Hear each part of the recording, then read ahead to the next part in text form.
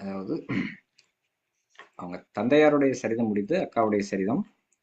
பிரம்மோதய சாலை ஆண்டவர்கள் கிருபையால் அடியால் மேவடி கலைச்செல்வி அனதுகி அங்கத்தினரின் 2811 சாலை வாழ்வில் நேரில் கண்ட தெய்வம் மெய்ச்சரிதங்கள் அநேகம், அவற்றையும் இங்கு பகிர்ந்து கொள்கிறேன்.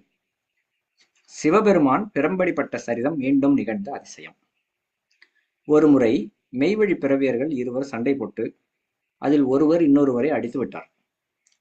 அப்பொழுது ஆண்டவர்கள் தவத்தில் இருந்தார்கள். பின்னர் தவத்திலிருந்து எழுந்து ஆலயத்திற்கு வந்து சட்டையை கழற்றி திருமேனியை காண்பித்தார்கள். பட்டை பட்டையாக சிவகப்பாக அடி இருந்தது. இது யாராலடா என்றார்கள். யாருக்குமே யார் என தெரியவில்லை. உங்களை அங்கமாக நான் ஏற்றுக்கொண்டதால் உங்களில் ஒருவன் இன்னொருவனை அழித்த அடி எனக்கு விழுந்து விட்டது. நீங்கள் ஒருவருக்கொருவர் திட்டிக் கொண்டால் அது என்னை திட்டினது போல, அடித்தால் என்னை அடித்தது போல, இங்கு ஒவ்வொருவரும் தெய்வ அங்கம் என்ற அச்சத்துடன் கட்டுப்பட்டு இருக்க வேண்டும் என்று கூறி அருளினார்கள். பிட்டுக்கு மண் சுமந்து பிறம்படிப்பட்டார் சிவபெருமான் என திருவிளையாடல் புராணத்தில் சொல்வது போல் இங்கு நேர்முகத்தில் நடந்ததைக் கண்டு ஆச்சரியம் கொண்டோம். இது தராசு. இது வெளி உலகம் போல்தான் இருக்கிறது. நீங்கள் செய்யும் பாவத்தை ஒரு தட்டிலும் புண்ணியத்தை ஒரு தட்டிலும் வைத்தால் இரண்டும் சமமாக இருக்கிறது. அவ்வாறு இருக்கக்கூடாது. நீ உன் சகோதரனை சிறு என்று சினக்காதே, கோபப்படாதே. பிறவியர்களிடத்தில் ஒருமைப்பாடு இரக்கம் வேண்டும், சாதாரண ஒற்றுமை இல்லை, சத்திய ஒருமைப்பாடு என்று தேவர்கள் அறிவுறுத்துவார்கள். மேலும் பிள்ளைகளை சபையில் பழக்க வேண்டும். ஆண்டவர்களுக்கு மட்டுமே காது கொடுக்க வேண்டும். அனந்தர்களை நம்பி பின்பற்றக்கூடாது. ஆண்டவர்களையே நம்பி பின்பற்ற வேண்டும் என்பார்கள். இப்போ நம்பி பின்பற்ற வேண்டியது தெய்வம் அவர்களைத்தான். இதே அவங்க தந்தையாருடைய சரீரத்தில் பார்க்க போதும் தெய்வம் சொல்றாங்க, நீ வேற யாருக்கு காது கொடுத்துட்ட, இப்படி கொடுக்காதே, நான் சொல்வதை மட்டும் கேள் என்று தெய்வம் அவர்கள் அவங்களுக்கு அறிவுறுத்தினது. நமக்கும் அதே தான் அல்லவா? ஆடு மேய்ப்பு திருக்கோலம். ஆடு மேய்ப்பு திருக்கோலத்தின் போது ஆலயத்தை சுற்றி வருவோம். அது சமயம் மூளைக்கு மூளை பட்டாசு வெடி எல்லாம் வைப்பார்கள். மூளைக்கு மூளை பட்டாசு வெடியெல்லாம் வைப்பார்கள். 1967 அந்த வாக்குல தீ விபத்திற்கு பிறகு பட்டாசு வேண்டாம் என்று விட்டுவிட்டார்கள். அப்போது கம்மாய்க்குள்ளே ஆடுகள் நிற்கும். நாங்கள் கரை மேலே ஏறாமல் பள்ளத்திலேயே நின்று கொள்வோம். தெய்வம் அவர்கள் மட்டும் கரை மேல் ஏறுவார்கள். அப்போது சுரைக்குடுவையை மாட்டிக்கொண்டு கிழிந்த துணியில் வேட்டியும் தலையில் ஒரு சுற்று சுற்றி முடிந்த தலைப்பாவையும் கட்டிக்கொண்டு ஆடு மேய்க்க சென்று விடுவார்கள். நாங்களும் மறுபக்கம் காத்து கிடப்போம். ஒருமுறை அரை மணி நேரம் ஆகியும் தெய்வம் அவர்களை காணவில்லை. தேடி பார்த்தால் அங்கு இல்லவே இல்லை. எங்களையெல்லாம் மறந்துவிட்டு பழைய நினைவில் ஆடுகளை எல்லாம் ஓட்டிக்கொண்டு வெகு தூரம் போய்விட்டார்கள். ஊரல் மலை சென்று அவர்களை கண்டுபிடித்து அழைத்தோம். நீங்கள் யார் என்று கேட்டார்கள். நாங்கள் கதறி அழுதோம். நாங்கள் எல்லோரும் மெய்வழியில் உங்களிடம் வந்து சேர்ந்தவர்கள். நீங்கள் இல்லாமல் நாங்கள் இருக்க முடியாது. நீங்கள் வந்தேதான் ஆக வேண்டும் என்று மன்றாடி கதறி அவர்களை திரும்ப அழைத்து வந்தோம். திருமாளிகை அமுது. மெய்வழி சாலையில் தண்ணீர் பஞ்சம் சற்று அதிகம். நாங்கள் 7 பேர், அம்மா அப்பாவை சேர்த்து 9 பேர் கொண்ட குடும்பம். திருமாளிகை கிணற்றில் 5 குடம் தண்ணீர் எடுத்துக் கொள்ளலாம். ஒரு நாள் மதிய நேரம் தண்ணீர் எடுக்க சென்றேன். தெய்வம் அவர்களை பார்த்ததும் மண்டியிட்டு நமஸ்காரம் செய்தேன். நானும் தெய்வம் அவர்களின் குமாரத்தி சாலை ஆதி மகம்மாவும் நெருங்கிய தோழிகள் ஆதலால் தெய்வம் அவர்கள் மகம்மாவிடம் சொல்லி என்னை அழைத்து வர சொன்னார்கள். திருமாளிகைக்கு போனவுடன் தெய்வம் அவர்கள் நடுவில் உட்கார்ந்திருந்தார்கள். அவர்களுக்கு ஒரு பக்கம் தெய்வம் அவர்கள் குமாரர்களாகிய அண்ணன்மார்கள், மறுபக்கம் மகம்மா. என்னை ஆண்டவர்கள் உட்காரச் சொல்லி பனிமதி நாச்சியாரிடம் பசிப்பாடு வைக்க சொன்னார்கள். நான் யோசித்துக் கொண்டு தயங்க மகம்மா என் கையை பிடித்து இழுத்து உட்கார வைத்தார். திருமாளிகையில் அன்னம் சாதம் பருக்கையாக இருக்கும். எங்கள் விடுதியில் நாங்கள் கொஞ்சம் குழைவாக பசியாறுவோம். தெய்வம் அவர்களுக்கு சுண்டினால் தூரச் சென்று விழுமளவு அன்னம் பருக்கையாக இருக்கும்.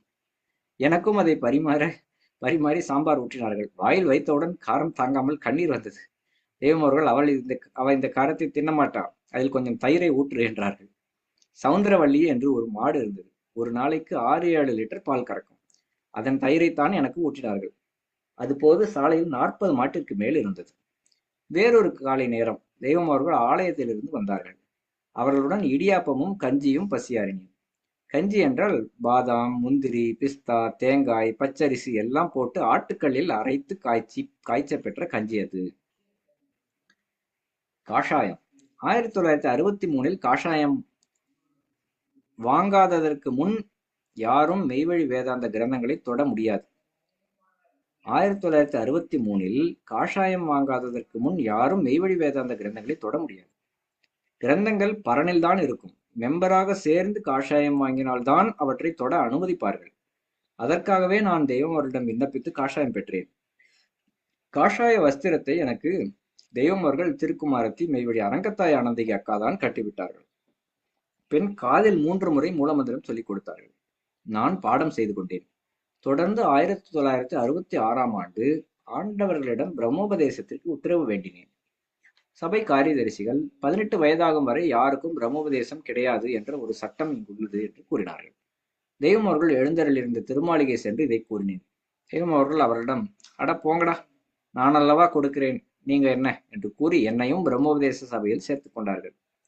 மெய்வழி காந்தமுனி அனந்தர் மனைவி, மெய்வழி வேதமுனி அனந்தர் மனைவி, மெய்வழி சோமசுந்தர அனந்தர் மனைவி, மெய்வழி கமலமுனி அனந்தர் மனைவி உள்ளிட்ட மாணாக்கர்களுடன் எனக்கும் வெற்றி விராட்பதியின் பிரம்மமாகிய தெய்வம் அவர்கள் பிரம்மோபதேசம் கொடுத்தருளினார்கள். பிரம்மோபதேசம் முடிந்தவுடன் தேனும் பாலும் கலந்து ஒரு வெள்ளி கும்பாவில் இருக்கும். அதனை குருபத்தினி பணிமகனாச்சார் அவர்கள் அளிப்பார்கள். தெய்வ முன்னிலையில் பிரம்மோபதேச சபையில் வைத்த அமுதாகையால் அது மிகவும் ருசியாக இருக்கும். சந்தன கும்பா பாடம். எங்களுக்கு பிரம்மோபதேசம் நடந்த பின் ஆலயத்தில் இன்று ஒரு அரிய நிகழ்ச்சியை சொல்லப் போகிறோம், அதற்காக சந்தன கும்பாவை எடுத்து வா என்று தெய்வம் அவர்கள் சொன்னார்கள். மெய்வழி கௌசலானந்தர் அவர்கள் தான் குபேர மந்திரி. ஓடி போய் எடுத்து வந்தார்.